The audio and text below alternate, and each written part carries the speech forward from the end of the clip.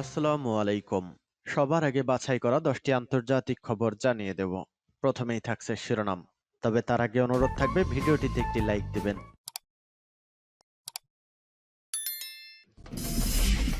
জানিয়ে দেব সর্বশেষ আপডেট আন্তর্জাতিক সংবাদ। শুরুতেই শিরোনাম। জাপোরিঝিয়ার পর এবার ক্রিমিয়ায় হামলা জোরদার করেছে ইউক্রেন। এদিকে পরমাণু শক্তি বাড়াচ্ছে তিন পরাশক্তি। ইউক্রেনের সঙ্গে অস্ত্র ব্যবসা করে কিছু দেশ যুদ্ধকে খেলার বস্তু বানিয়েছে পোপ ফ্রান্সিসের মন্তব্য। এদিকে শিয়াকে আরও মূল্য চোকাতে হবে। সর্বশেষ জানিয়ে দেব এবার নাইজার থেকে রাষ্ট্রদূতর সৈন্য প্রত্যাহার করছে ফ্রান্স। এতক্ষণ শুনছিলেন সংবাদ শিরোনাম, এবারে বিস্তারিত। আজকের সংবাদ সম্পর্কে আপনার মূল্যবান মতামত কমেন্ট করে জানিয়ে দিন কোন স্থান থেকে আমাদের সংবাদ শুনছেন এবং দেখছেন। জাপোরিঝিয়ার পর এবার ক্রিমিয়ায় হামলা জোরদার করেছে ইউক্রেন। দক্ষিণ জাপোরিঝিয়া ও পূর্ব বাখমুত রণক্ষেত্রে পাল্টা আক্রমণে রাশিয়ার বিরুদ্ধে সাফল্য পাচ্ছে ইউক্রেনীয় সেনাবাহিনী। এই সাফল্যের মধ্যেই তারা রাশিয়ার দখলে থাকা ক্রিমিয়ায় আক্রমণ জোরদার করেছে দেশটি।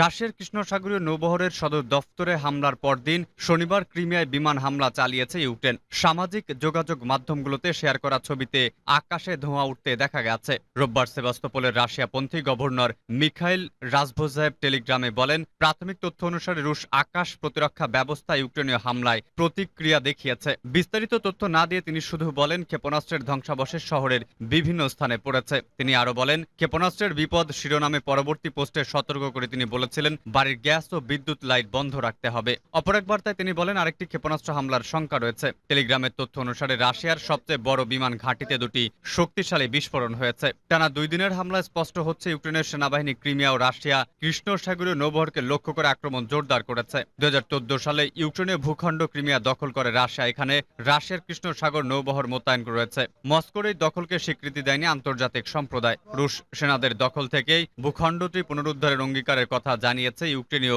President Volodymyr Zelensky. পরমাণু শক্তি বাড়াচ্ছে তিন পরাশক্তি। বিশ্বের অন্যতম তিন পরাশক্তি যুক্তরাষ্ট্র, রাশিয়া ও চীন নিজেদের পরমাণু শক্তি বাড়াচ্ছে। এ লক্ষ্যে পারমাণবিক কর্মসূচির জোরদার করেছে দেশ তিনটি। সম্প্রতি স্যাটেলাইট থেকে পাওয়া ছবি বিশ্লেষণ করে এমনটা জানা গেছে। প্রতিবেদনে বলা হয়েছে, পারমাণবিক অস্ত্র পরীক্ষার জন্য সুড়ঙ্গ খনন সহ একাধিক অবকাঠামো নির্মাণ করেছে দেশগুলো। এ নিয়ে গবেষণায় তিন দেশের 3 থেকে 5 বছরের ব্যবধানে স্যাটেলাইট ছবি বিশ্লেষণ করা হয়েছে। বিশ্লেষণে উঠে এসেছে, কয়েক বছর আগের তুলনায় পারমাণবিক কর্মসূচির পরিধি বাড়িয়েছে দেশগুলো। এক্ষেত্রে উত্তর মহাসাগরের দ্বীপপুঞ্জে পারমাণবিক কর্মকাণ্ড বাড়িয়েছে রাশিয়া। চীন জিনজিয়াং প্রদেশ ও নেভাদার মরুভূমিতে একই কার্যক্রম জোরদার করেছে যুক্তরাষ্ট্র। ক্যালিফোর্নিয়ার মিডলবারি ইনস্টিটিউট অব ইন্টারন্যাশনাল স্টাডিজের James Martin Centre for Non Proliferation স্টাডিজের অধ্যাপক জেফ্রি লুইস বলেন, 3 দেশের 3 এলাকায় যে স্যাটেলাইট ছবি পাওয়া গেছে তাদের দেখা যাচ্ছে সবকটিতেই নতুন সুড়ঙ্গ রাস্তা নির্মাণ করা হচ্ছে। গুদাম হিসেবে ব্যবহারের লক্ষ্যে নতুন অবকাঠামো নির্মাণ করা হচ্ছে। এছাড়া ওই এলাকাগুলোতে যানবাহন চলাচলও বেড়েছে।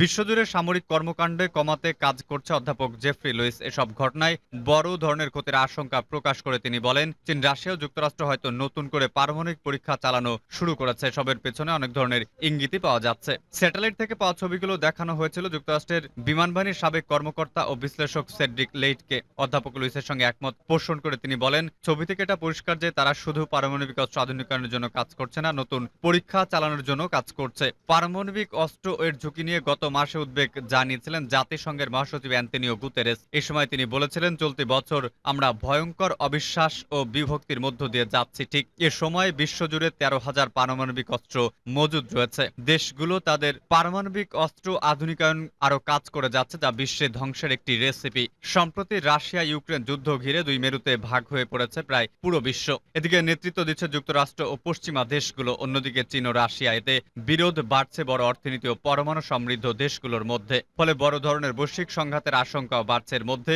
সামনে এলো এমন তথ্য, প্রসঙ্গত পারমাণবিক অস্ত্র নিয়ন্ত্রণে 1996 সালে comprehensive nuclear state ban treaty নামে একটি চুক্তি স্বাক্ষর হয়েছিল। চুক্তি অনুসারে সামরিক কিংবা অন্য কোনো উদ্দেশ্য পারমাণবিক পরীক্ষা চালানো নিষিদ্ধ। চুক্তিতে স্বাক্ষরকারী দেশের তালিকায় 3 দেশও রয়েছে। তবে চুক্তি বাস্তবায়নে এখনো পদক্ষেপ নেয়নি চীন, রাশিয়া, যুক্তরাষ্ট্র। ফলে পারমাণবিক পরীক্ষা চালানোর ঝুঁকি রয়ে গেছে।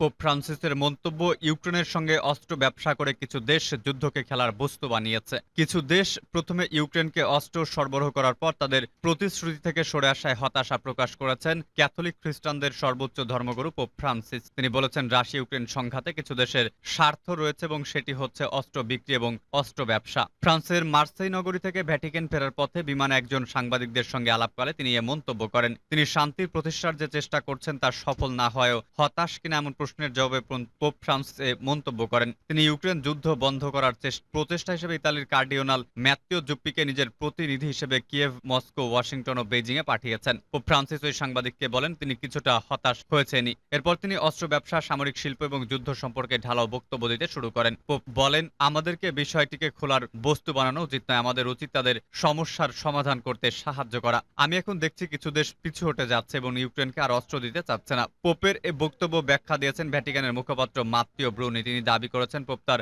বক্তব্যের মাধ্যমে ইউক্রেনকে অস্ত্র সরবরাহ চালিয়ে যাওয়া উচিত নাকি বন্ধ করা উচিত সে সম্পর্কে কোনো অবস্থান গ্রহণ করেনি। ব্রুনি বলেন, পোপ অস্ত্র ব্যবসার পরিণতির কথা বলতে চেয়েছেন। তিনি বলেছেন, যারা অস্ত্র সরবরাহ করে তারা কখনো এর পরিণতি ভোগ করে না, বরং ইউক্রেনের জনগণের মতো এমন কিছু জনগোষ্ঠী এই অস্ত্রের অর্থ শোধ করে যাদেরকে ওই অস্ত্রের আঘাতে মরতে হয়। পোপ এমন সময় সব কথা বলেন যখন মার্কিন প্রশাসন সম্প্রতি বিষয়টি নিশ্চিত করেছে যে এ পর্যন্ত ওয়াশিংটন কিয়েভে রাশিয়ার বিরুদ্ধে যুদ্ধ করার জন্য 100 বিলিয়ন বা 10,000 কোটি ডলারের বেশি মূল্যের অস্ত্র সরবরাহ করেছে।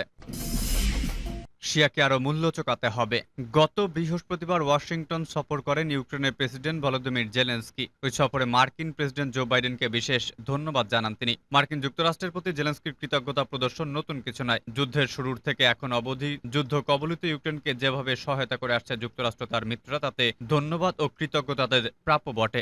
বাইডেন জেলেনস্কির এবারের বৈঠক উপরোক্ত শব্দ দুটি বারবার ঘুরে ফিরে এসেছে, কারণ বাইডেনের কাছ থেকে বহুল প্রত্যাশিত দূরপাল্লার ক্ষেপণাস্ত্র সরবরাহের আশ্বাস পেয়েছেন জেলেনস্কি। শুধু তাই নয়, যুক্তরাষ্ট্রের সম্ভবত নতুন করে অর্থ সহায়তা দিতে চলেছে ইউক্রেনকে। জানা যাচ্ছে যুদ্ধের ময়দানে রাশিয়াকে কায়দা করতে ইউক্রেনের জন্য দূরপাল্লার ATACMS ক্ষেপণাস্ত্র পাঠাবে যুক্তরাষ্ট্র। জেলেনস্কির সঙ্গে বৈঠকে মার্কিন প্রেসিডেন্ট জো বাইডেন এ ব্যাপারে তাকে জোর আশ্বস্তও করেছেন। উল্লেখ করা দরকার, ATACMS এমন এক ভারী পাল্লার ক্ষেপণাস্ত্র যা দিয়ে 190 মাইল দূরের লক্ষ্যবস্তুতে অনায়াসে আঘাত হানা সম্ভব। অর্থাৎ এই পাল্লার ক্ষেপণাস্ত্র ইউক্রেনের হাতে পড়লে তা রাশিয়ার জন্য যথেষ্ট উদ্বেগের কারণ হয়ে দাঁড়াবে। আমরা দেখছি ইউক্রেনের যেসব অঞ্চল রাশিয়া কব্জা করেছে সেই সব অঞ্চলে হামলা চালিয়ে রুশ সরবরাহ ব্যবস্থা ভেঙে দিতে বহুদিন ধরে বাইডেন প্রশাসনের কাছে ভারী মাত্রার অস্ত্র চেয়ে আসছিল কিয়েভের। ধারাবাহিকতায় ATACMS ক্ষেপণাস্ত্র হাতে চলে আসতে শুরু করেছে। প্রেসিডেন্ট বাইডেন যে কেবল ইউক্রেনে ভারী পাল্লার অস্ত্র তুলে দিতে সম্মত হয়েছেন তাই নয়, একই সঙ্গে কয়েক কোটি মার্কিন ডলার পাবে বলে আশা করছে কিয়েভ। যুক্তরাষ্ট্রের পক্ষ থেকে ঘোষণা এসেছে নতুন করে 32 কোটি 50 লাখ ডলারের সামরিক সহায়তা পাবে যুদ্ধ বিধ্বস্ত ইউক্রেন।